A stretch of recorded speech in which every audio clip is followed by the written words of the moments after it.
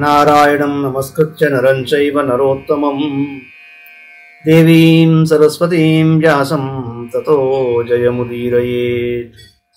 మహాభారతంలోని ఆదిపర్వంలో మనం 214వ అధ్యాయంలో ఉన్నాం. అర్జునుడు చిత్రాంగదను వివాహం ఆడి పుత్రుని పొందుతాడు.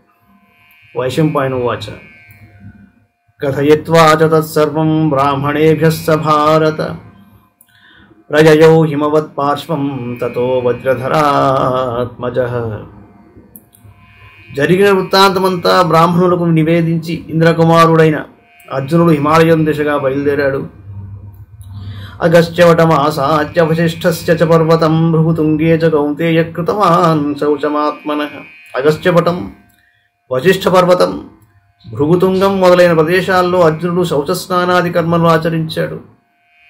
ప్రదౌగౌ సహస్రాణి వశిష్ఠస్య చ పర్వతం నివేశాన్ చ ద్విజాతిభ్యః సోదదత్ కురు సత్తమః. ఆయా తీర్థాలలో అర్జునుడు బ్రాహ్మణులందరికీ నివాస గృహాలను, అనుష్ఠానానికి వేల కొలది గోవులను సమకూర్చాడు. హిరణ్యబిందోస్తీర్థే చ స్నాత్వా పురుష సత్తమః దృష్టవాన్ పాండవశ్రేష్ఠః పుణ్యాన్యాయతనాని చ. దివ్యమైన హిరణ్యబిందు తీర్థంలో స్నానమాచరించి అర్జునుడు అనేక పవిత్ర స్థలాలను దర్శించాడు. అవతీజ నరశ్రేష్ఠ బ్రాహ్మణైః సహ భారత ప్రాచీం దిశమభిప్రేప్సు జగామ భరతర్షభః. అటు పిమ్మటి హిమాలయ పర్వతం నుంచి దిగిన అర్జునుడు బ్రాహ్మణులతో కలిసి తూర్పు దిశగా బయలుదేరాడు. ఆనుపూర్యేణ తీర్థాని దృష్టవాన్ కురు సత్తమః నదీం చోత్పలినీం రమ్యాం అరణ్యం నైమిషం ప్రతి నందామపరనందాం చ కౌశికీం చ యశస్వినీం మహానదీం గయాం చైవ గంగామపి చ భారత. తరువాత కురుశ్రేష్ఠుడైన అర్జునుడు క్రమంగా అనేక తీర్థాలను నైమిషారణ్యంలోని ఉత్పలినీ నది, నంద, అపరనంద, కౌశికి, మహానది, గయాతీర్థం, గంగానదులను ఆసక్తిగా చూశాడు. ఏవం తీర్థాని సర్వాణి పశ్యమానస్తథాశ్రమాన్ ఆత్మనః పావనం కుర్వన్ బ్రాహ్మణేభ్యో గదౌచగాః. ఈ విధంగా అన్ని తీర్థాలను, ఆశ్రమాలను సందర్శిస్తూ తనను పవిత్రం చేసుకుంటూ బ్రాహ్మణులకు అనేక గోదానాలు చేశాడు. అంగవంగ కళింగేషు యాని తీర్థాని కానిచిత్ జగామతాని సర్వాణి పుణ్యాన్యాయతనాని చ. అంగవంగ కళింగ దేశాల్లోని కొన్ని పవిత్ర తీర్థాలను, పుణ్యమందిరాలను దర్శించాడు. దృష్ట్వా చ విధివత్తాని ధనం చాపి దదౌ తతః కళింగరాష్ట్రద్వారేషు బ్రాహ్మణాః పాండవానుగాః అభ్యనుజ్ఞాయ కౌంతేయం ఉపావర్తంత భారత. అక్కడ తీర్థాలన్నింటినీ దర్శించి శాస్త్రవిధిగా బ్రాహ్మణులకు దానాలు సమర్పించాడు. బ్రాహ్మణులందరూ అర్జునుడు కళింగనగర ద్వారం చేరగానే అతని అనుమతి కైకొని వెనుకకు తిరిగారు. సతుతైరభ్యనుజ్ఞాతః కుంతీపుత్రో ధనంజయః సహాయైరల్పకైశూరః ప్రజయౌ యత్ర సాగరః. కుంతీపుత్రుడైన అర్జునుడు వారి అనుమతి కైకొని కొద్దిమంది అనుచరులతో సముద్ర తీరానికి చేరాడు.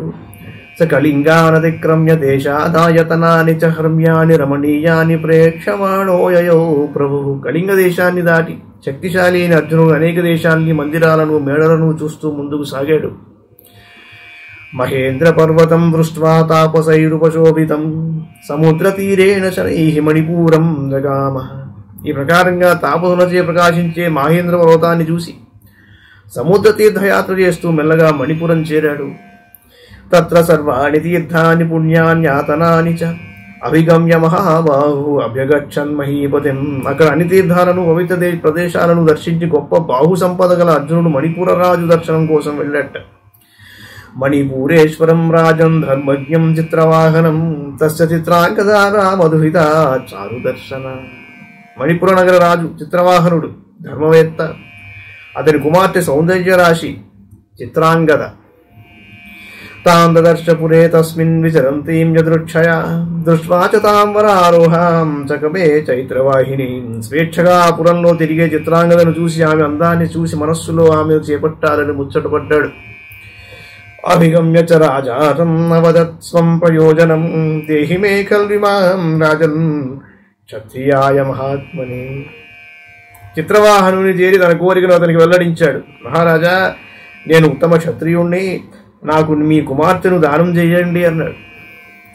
తచ్చుత్వా స్వబ్రవీత్ రాజా కస్య పుత్రోసి నామ కిం ఉవాచ తం పాండవోహం కుంతీ పుత్రో ధనంజయ. రాజు అది విని అతనితో, మీరు ఎవరి కుమారుడు అని అడిగాడు. అర్జునుడు నేను పాండురాజు పుత్రుడను అని సమాధానం చెప్పాడు. తమువాచ చ రాజా శాంతపూర్వమిదం వచః రాజా ప్రభంజనో నామకులేస్మిన్ సంబభూవ.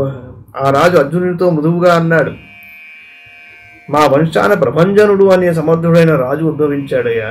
అపుత్ర ప్రసవేనార్థీ తపస్తేపే స ఉత్తమం ఉగ్రేణ తపసా తేన దేవదేవ పినాకధృక్ ఈశ్వరస్తోచిత పార్థ దేవదేవ ఉమాపతి స తస్మై భగవాన్ ప్రాదాత్ ఏకైకం ప్రసవంకులే. అతనికి సంతానం లేదు, ఉత్తమమైన తపస్సు ఆచరించాడు. తన తపస్సుతో దేవాధిదేవుడు పినాకపాణి అయిన శివుని మెప్పించాడు. దేవదేవుడు ఉమాపతి మెచ్చి నీ వంశంలో ఇకపై ఒక్కొక్క సంతానం కలుగునని వరమిచ్చి ఆశీర్వదించాడు. ఏకైక ప్రసవస్తస్మాత్ భవత్యస్మిన్ కులే సదా తేషాం కుమారాః సర్వేషాం పూర్వేషాం మమ జజ్ఞిరే ఏకాచ మమ కన్యేయం కులస్యోత్పాదినీ భృశం పుత్రో మమాయమితి మే భావన పురుషర్షభ.